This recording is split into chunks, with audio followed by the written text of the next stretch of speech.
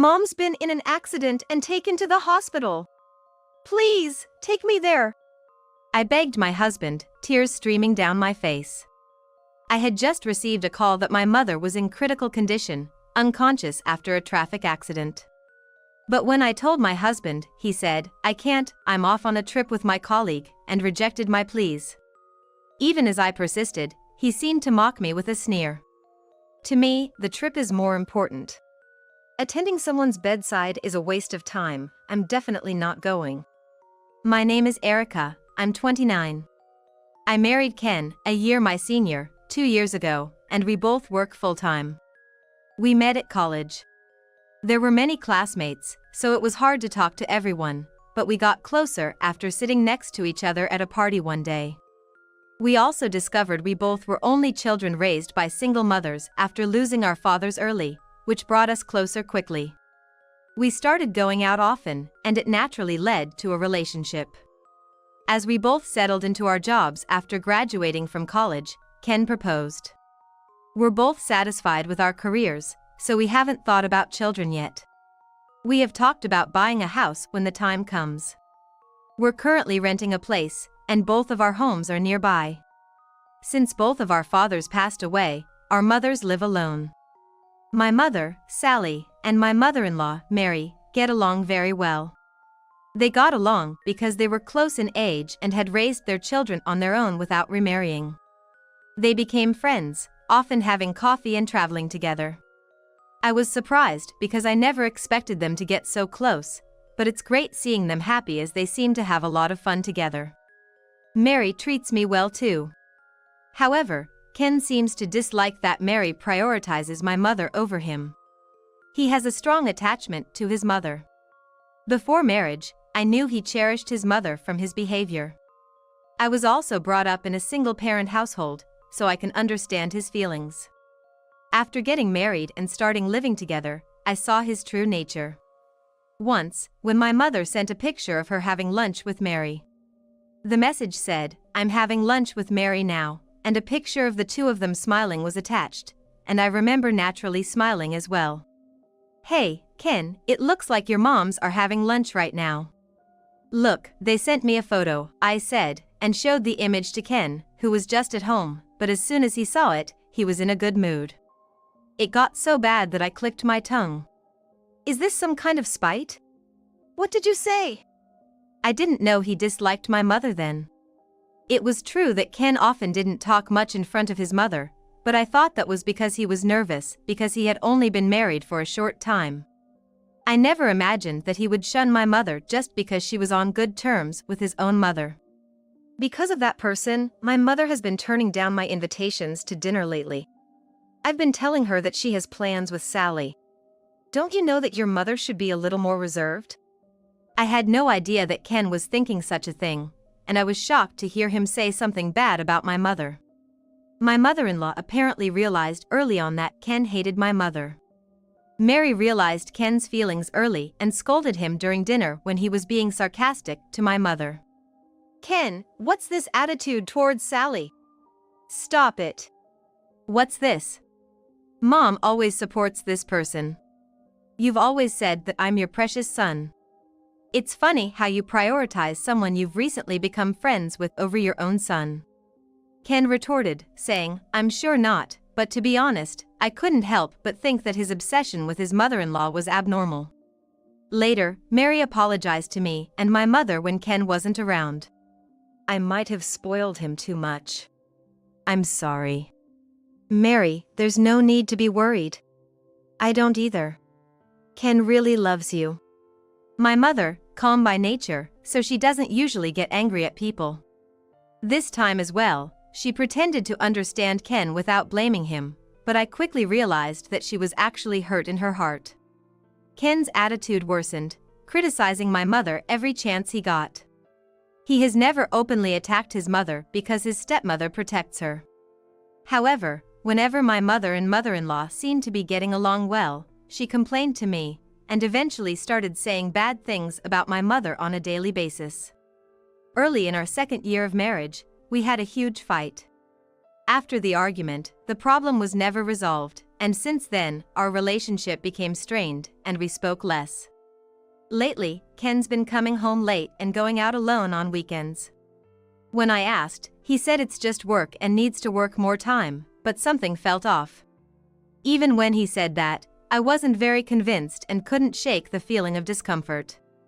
Then, one Sunday, when we were both off, Ken was packing for something. Apparently, there is no day off work today. As I was about to ask Ken why he was packing, a call came through on my smartphone.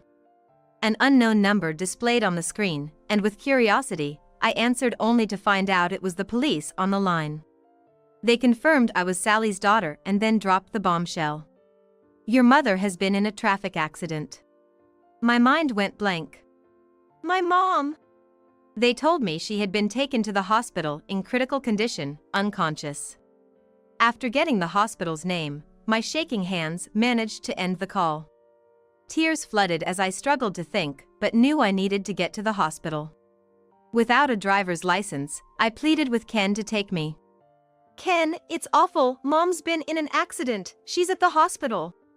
Please, we need to go now." But Ken just turned a disgusted face towards me. "Huh? I've got a trip with my colleague now. I'll miss the gathering time." "Deal with it yourself," he firmly refused. "A trip? I had no idea it was today." I realized why he was packing, but he hadn't informed me at all.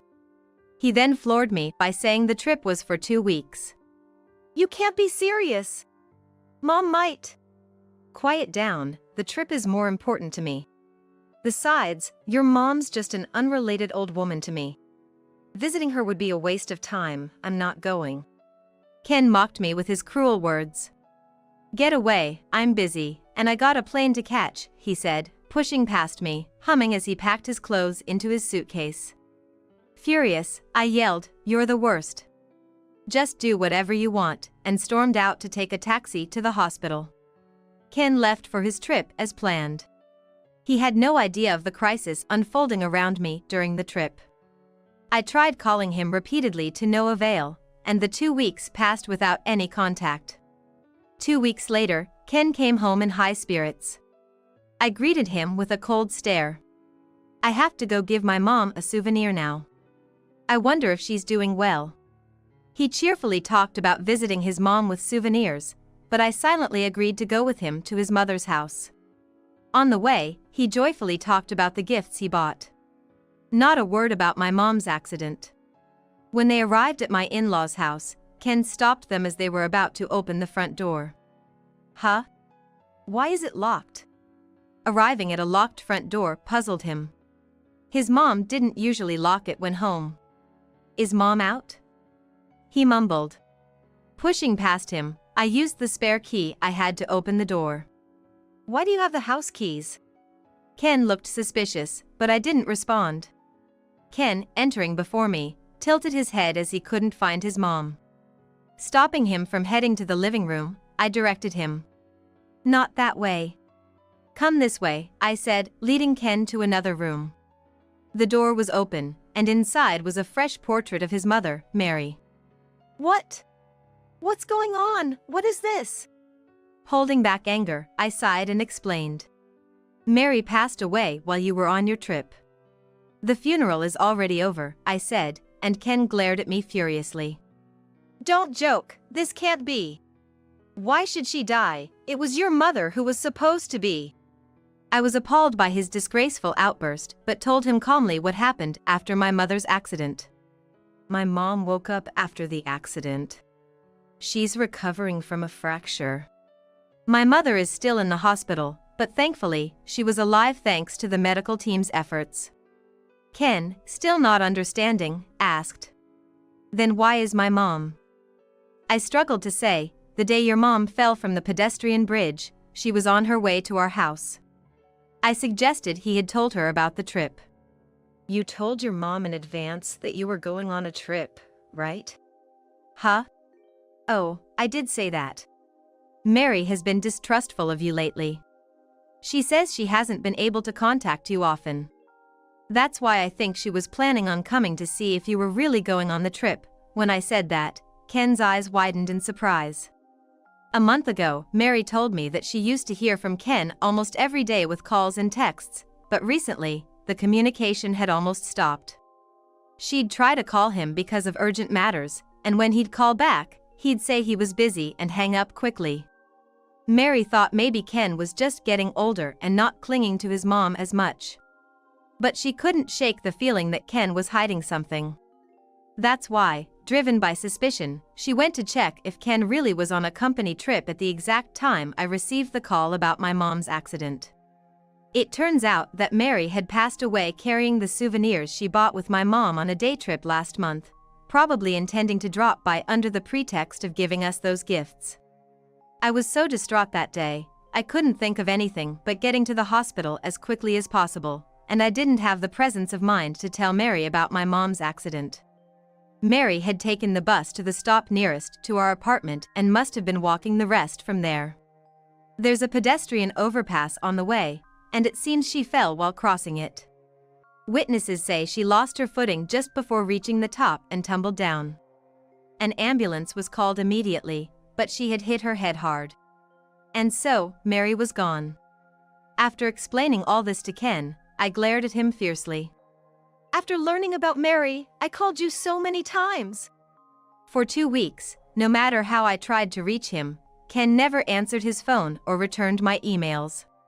Since there was no other relative who could arrange the funeral, I did all.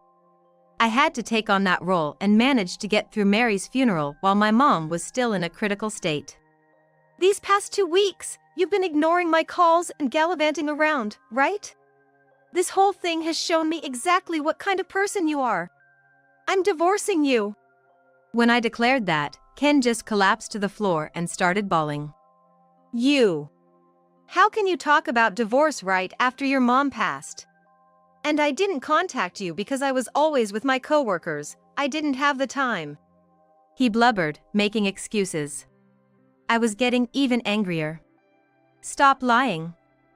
I shouted, pulling out a piece of paper from my bag and thrusting it in front of Ken. It was a schedule for the trip I found in Ken's room. It says here the trip was from the 12th to the 19th for 1 week. But you were gone from the 5th to the 19th.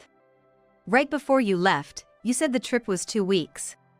So where were you and what were you doing for that first week? Well, I know what you've been up to. You've been cheating, haven't you? And you spent that week with her, didn't you? I said, confident in my accusation. Ken stopped crying and started to panic. What are you talking about, cheating? I took the rest of the week off to travel with a friend for a break. I've been so busy at work lately. Sick of his lies, I pulled out a smartphone from my pocket. The moment Ken saw that, his face turned pale. This phone was Ken's, found in his wardrobe while he was away. There's probably another smartphone in Ken's bag. He probably had another phone in his bag to communicate with his mistress. Ken had said he couldn't contact me while he was away, but he had left his regular phone at home, so of course, he wouldn't notice any calls. You're full of lies. You left this phone at home to spend time with your lover, didn't you? When I placed the smartphone in front of Ken, he started shaking and banged his fist on the floor. Yeah, that's right. I've been fed up with you for a long time. I have someone else I love now, he yelled defiantly, and then, wait, how did you know where to find the phone? You didn't snoop through my room while I was gone, did you? I was appalled. I glanced at Mary's portrait, apologizing to her in my mind for this display before responding. Mary told me, I said, and Ken choked on his words. After a big fight over my mom, Ken started coming home late and going out alone on his days off, claiming to be working. When I started feeling suspicious because of his unnatural periods of unavailability, I talked to Mary about it. Mary, who also had her doubts about Ken, gave me some advice. He's always had a habit of hiding things that don't suit him.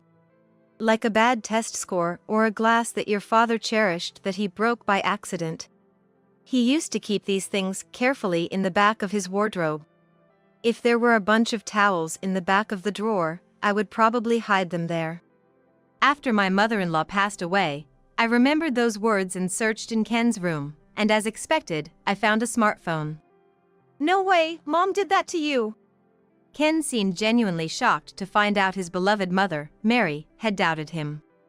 Despite his dismay, I felt nothing for him and sternly told him, because of what happened, I am asking you the divorce, and I'm willing to talk to a lawyer and take this to court if necessary. Ken groaned but, realizing he had no escape, he reluctantly agreed. After we properly divided our assets, the divorce went through without a hitch. But the following month, just as I was settling into my new life, Ken called. Reluctantly, I answered, and he blurted out, "Erica. Please, I need your help." What now, Ken? What happened? He was in trouble because his company found out about Mary's funeral. Mary had been listed as a dependent for Ken's benefits, so he was supposed to return her insurance card to the company after her passing. The company only learned of her death through this process, and it became apparent that her funeral happened while Ken was supposed to be on a company trip. His colleagues viewed him coldly, considering him an ungrateful son for not attending his own mother's funeral. Ken tried to shift the blame by saying I didn't inform him about the funeral. However, it probably wasn't a good idea to rush and tell so many people. He told different stories to different people at his workplace. It led to inconsistencies that revealed his lies. Already seen as irresponsible, his repeated lies made people doubt his character even more, leading to his isolation and eventual resignation from his job. Now without an income, Ken was living off Mary's inheritance at her house. The neighbors found out I didn't attend the funeral, and it's awkward just walking outside. I thought about selling the house, but it's old and won't sell. Ken is recognized by the neighbors as a bastard son, and seems to be uncomfortable even walking outside. So he made arrangements to sell my in-laws' house and move in as soon as possible, but since it's an old house, there doesn't seem to be any sign of it selling. Erica, let's start over. Remarry me, and let's live together again. I was disgusted when I heard those words. I realized he only reached out because he was in a tough spot, and I replied firmly.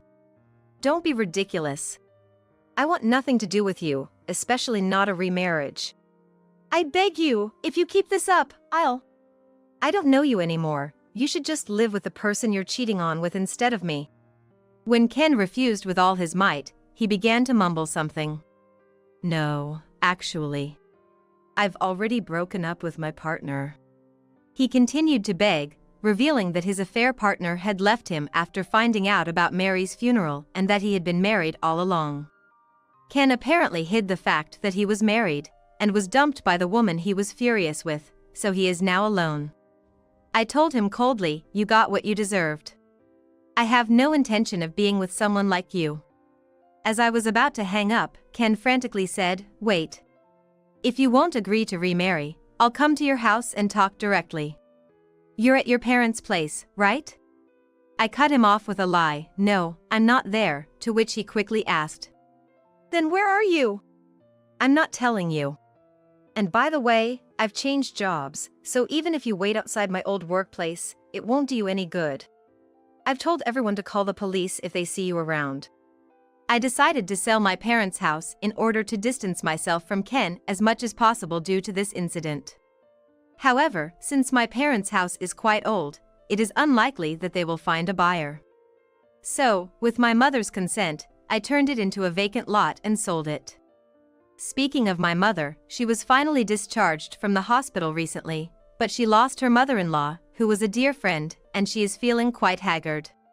So I moved to another place where I could live quietly with my mother. As a result, I quit the company I was working for and changed jobs. Then at least tell me where you are. I was also visiting your mother, who has been taking care of me until now. Ken was desperately trying to find out where I was, but his words made me angry and my voice was surprisingly cold. Taking care of you? You've been complaining about my mother a lot, but don't say such convenient words now. Besides, my mother also says she doesn't want to see you again. Hey, wait a minute, Erica! Ken was still yelling something, but I ended the call without mercy. After hanging up, I blocked his number and later changed it. I later learned that Ken couldn't manage his savings, and he was currently in a difficult situation. Ken is struggling with debt and unable to find steady work, resorting to day jobs and part-time work. As for my mother and me, we started anew elsewhere and were free from the stress related to Ken. She had been unable to visit Mary's grave due to her hospital stay and our move. It seems like she still hasn't come to terms with the fact that Mary has passed away, and she often cries looking at photos and videos of her dear friend. I want to go see Mary soon, she says sadly, so I promised we would visit the grave soon, carefully planning to avoid running into Ken. I'm focused on supporting my mother and making the most of our lives in this new place.